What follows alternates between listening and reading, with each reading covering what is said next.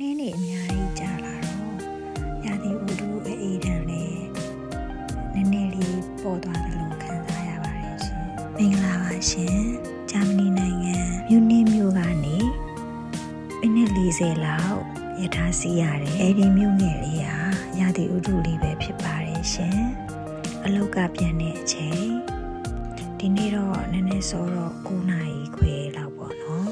ဗီဒီယိုလေးရိုက်ပြချင်တာနဲ့ရိုက်ခဲ့ဖြစ်တာလေးတွေကိုမျှဝေပေးချင်ပါတယ်ရှင်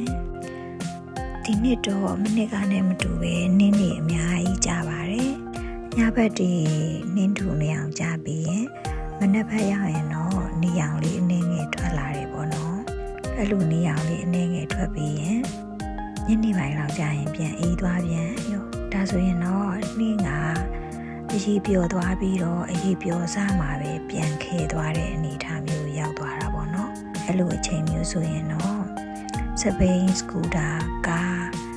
ရှင်နေအကုန်လုံးကမောင်းရတာအခက်အခဲဖြစ်ပါတယ်အရန်လျှော်တော့အများကြီးသတိထားရပါတယ်ကားကြီးဆိုရင်